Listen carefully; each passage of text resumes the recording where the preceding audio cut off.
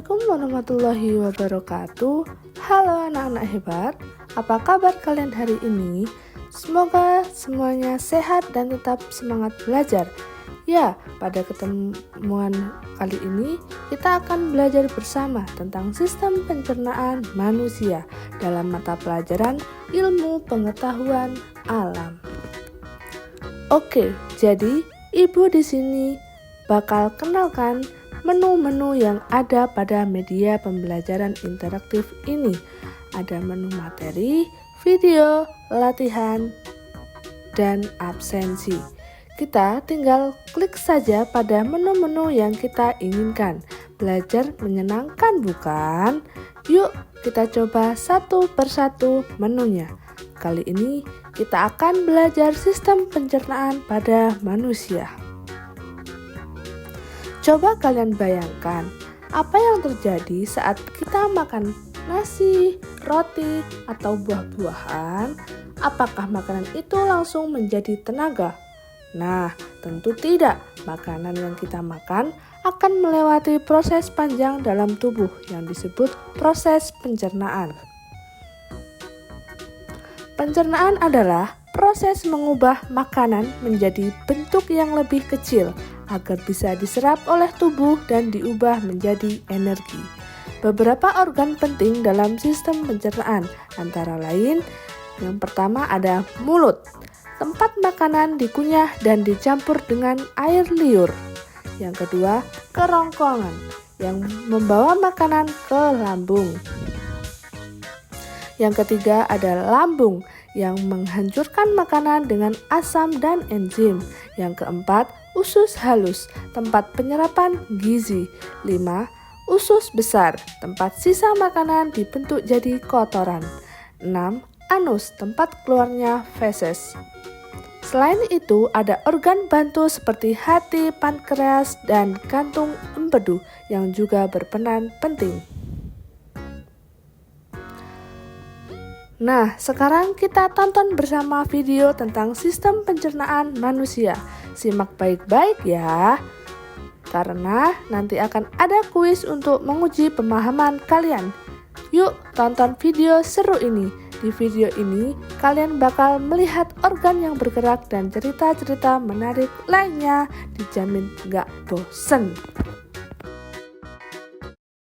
Hai teman-teman, kemarin kan kita sudah membahas pencernaan makanan dari mulut ya. Setelah dari mulut, makanan kita menuju kerongkongan. Kerongkongan adalah suatu saluran seperti tabung sepanjang 20 cm yang menghubungkan antara rongga mulut dengan lambung. Di dalam kerongkongan terjadi gerakan peristaltik, yaitu gerakan meremas-remas yang dilakukan oleh dinding kerongkongan untuk membuat makanan terdorong masuk ke dalam lambung. Berarti tujuan selanjutnya ke lambung ya, Pipo? Betul, Bol. Lambung adalah bagian dari organ pencernaan manusia yang paling elastis. Lambung berbentuk seperti kantong dan terletak di dalam rongga perut sebelah kiri atas. Di dalam lambung, makanan mengalami pencernaan secara mekanis dan kimiawi. Pencernaan mekanis dilakukan oleh dinding atau otot lambung yang meremas dan mengaduk makanan. Pencernaan kimiawi dilakukan oleh getah lambung yang dihasilkan oleh kelenjar getah lambung. Getah lambung mengandung enzim pepsin, enzim renin, dan asam klorida. Enzim pepsin berfungsi untuk memecah protein menjadi pepton. Enzim renin berfungsi untuk mengendapkan protein susu menjadi kasein.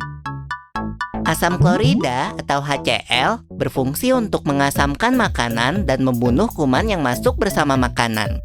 Nah, habis ini makanan kita pergi ke toilet ya? Hihihi. Ah, kamu ini belum, Bol. Selanjutnya, makanan dicerna di usus halus dulu. Usus halus merupakan usus terpanjang dalam saluran pencernaan karena panjangnya mencapai 6 hingga 7 meter. Di dalam usus halus terdapat cairan khusus yang membantu penyempurnaan pencernaan makanan. Oh iya, usus halus terdiri dari 3 bagian, yaitu usus 12 jari, usus kosong, dan usus penyerapan. Apa aja ya fungsinya? Usus 12 jari atau disebut juga duodenum memiliki panjang kira-kira 25 cm. Usus 12 jari mencerna makanan dengan bantuan getah pankreas dan getah empedu.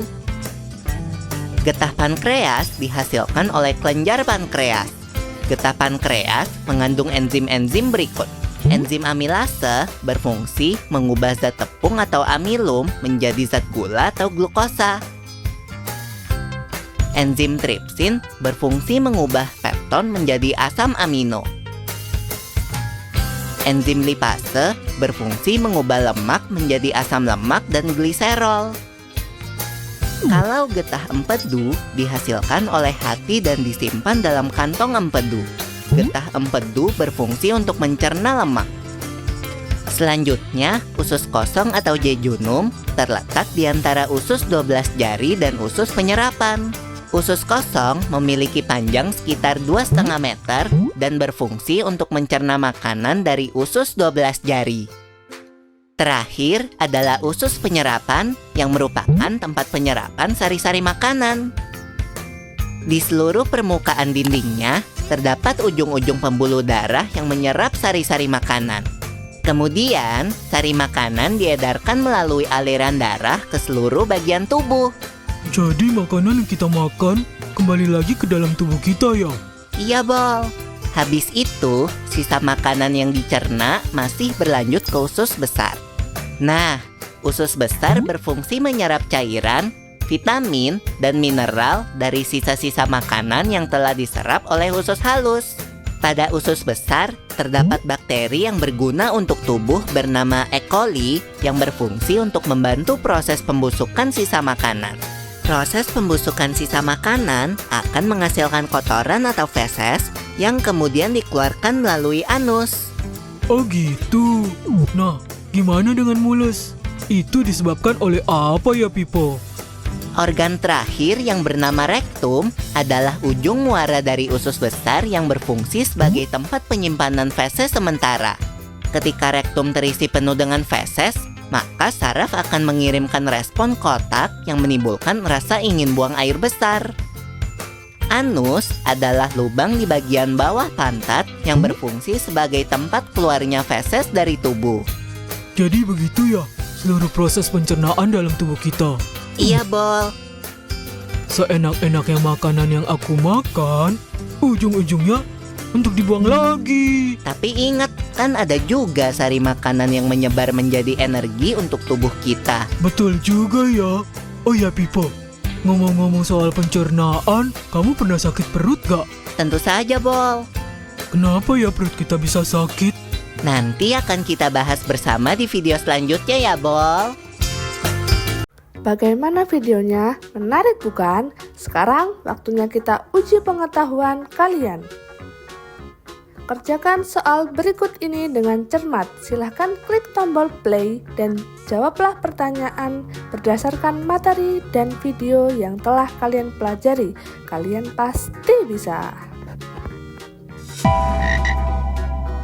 Sebelum lanjut, jangan lupa mengisi absensi sebagai tanda kehadiran kalian ya. Silahkan klik tombol kehadiran yang ada di halaman Google Sites. Nah, anak-anak, apa yang bisa kita simpulkan dari pembelajaran hari ini? Ternyata tubuh kita punya sistem kerja yang luar biasa loh. Makanan tidak langsung jadi tenaga, tapi harus melewati proses panjang dari mulut sampai ke anus. Setiap organ punya tugas yang paling membantu, seperti tim dalam sebuah pertandingan.